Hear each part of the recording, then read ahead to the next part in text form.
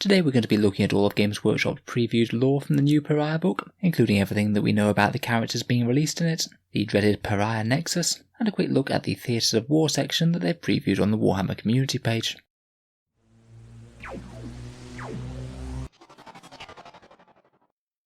Hello and welcome back to Auspex Tactics, the strategy-focused 40k channel, where we're all about getting the most out of our miniatures on the tabletop. So as we've seen from the previewed contents of Pariah, it is a little bit light in terms of faction updates. It's broadly a book to get the Inquisition rules in print, some rules for some fancy new characters, but a fair bit of content in terms of narrative missions and the lore for the coming conflict between the Imperium and Necrons that will herald the start of 9th edition. In this video we're going to be talking about what they've revealed about the Pariah Nexus, summarise everything that we know so far about these 3 new characters, and talk about their preview for the Theatres of War section, where they've given us some rules for playing on a Daemon world. Let's jump straight into it.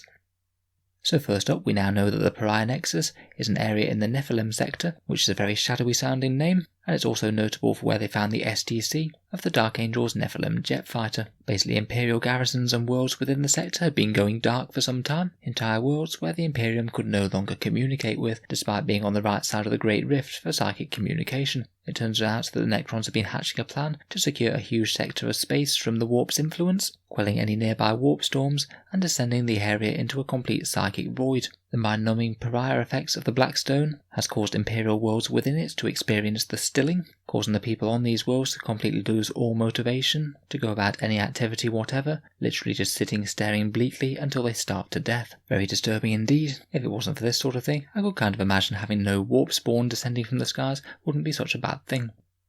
Games Workshop have given us a map of the Nexus itself. There appear to be things called nodal systems, outlier systems, and stilled or plundered systems. Presumably the nodal ones are where the Necrons have their massive Blackstone architecture going on, the outlier systems being between those and just being the ones affected. Throughout the events of 8th edition and the Psychic Awakening, the Indomitus Crusade led by Rebute Guilliman has been on a grand tour of the Imperium-controlled side of the Great Rift, beating back the myriad threats of humanity. The first outlying fleet of the Indomitus Crusades to contact the Pariah Nexus is Battle Fleet Khalides, which while still being an outlier to the main force, is a pretty enormous battle group all in itself, comprising of many companies of Space Marines, millions of Imperial Guardsmen, and large contingents of Adeptus Mechanicus, Sisters of Battle, and Imperial Knights. It seems that lore-wise the Pariah book will be telling of the first engagements with this shadowy Pariah Nexus, and then 9th edition will expand on these as the conflict really gets going as more Imperial forces arrive.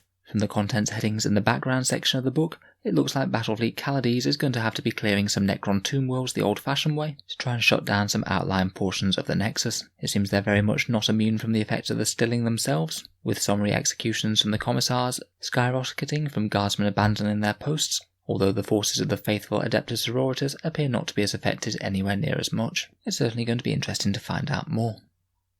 In terms of the characters within this book, of course we have Illuminor Szeras, who is gracing the cover, and this chap is a Necron inventor or scientist figure known as a Cryptech, and in the established background he generally flits between the Necron dynasties, putting his expertise to good use, while also furthering his own ends towards his dreams of godhood. Here he's painted in the colour scheme of the Zarican dynasty, apologies for the typo on that one, working under Zarik, the Silent King himself. Szeras is quite an important character in the background of the Necrons. It was he who allowed the biotransference process of the Necron race, following the secrets they learned from the Star Gods, which was how they came to transcend from beings of flesh and blood to the living death of their current metal frames.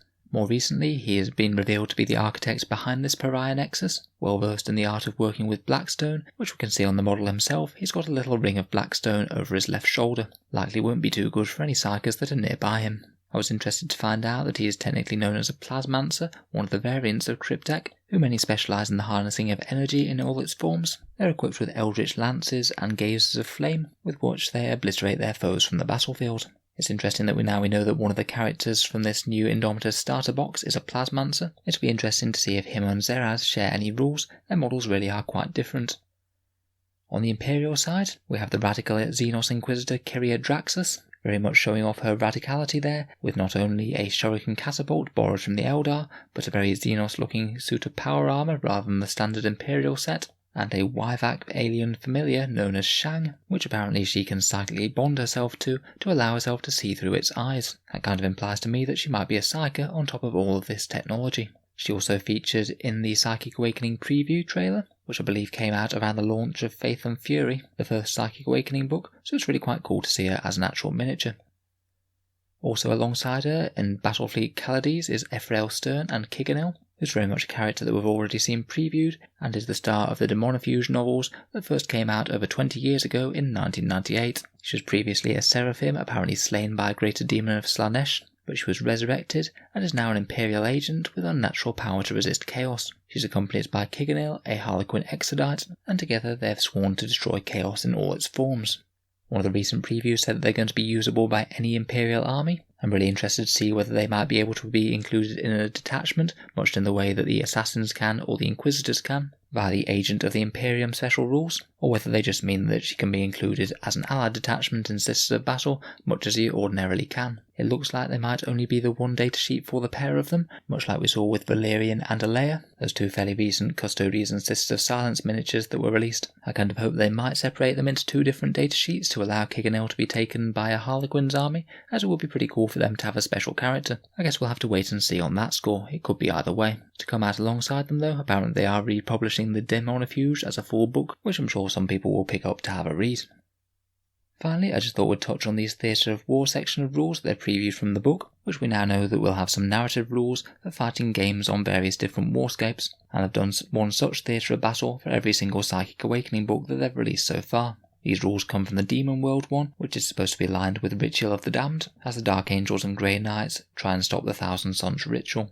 It looks like there's one battlefield role that will take part in the entire game. Sanity blasting landscape means that everyone's just going to be a bit more fearful, which is understandable on a demon world, so everyone besides Chaos and Grey Knights will subtract one from their leadership characteristics, and demons will add one to their leadership characteristic, as presumably the sanity blasting landscape just feels like home to them. In addition, Insane Bravery costs 3 command points as well, which will be a big deal when you're trying to resist the effects of this leadership change. Obviously pretty skewed in favour of chaos and demons here, but I guess that is what you expect if you're fighting on a demon world.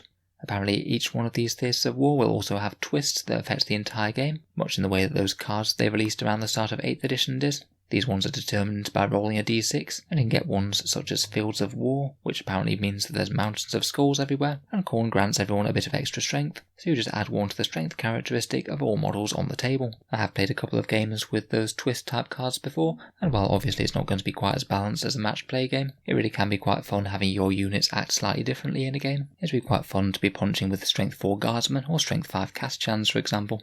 Finally, apparently each of the objectives will also gain some weird abilities, at least on this demon world. Again, you roll a d6 for these ones, and apparently if you get the Skull Altar result, and it means that you add one to the attacks characteristic of all models when they're within 3 inches of the objective. I guess some exceptionally bloody combats going on there. Certainly looks good for narrative play. I think they have put quite a lot of time and effort into these ones. I'd say to be honest, the narrative content of this book far outweighs any of the match play content, and is a much better reason to buy the book, unless of course you happen to be very into the Inquisition.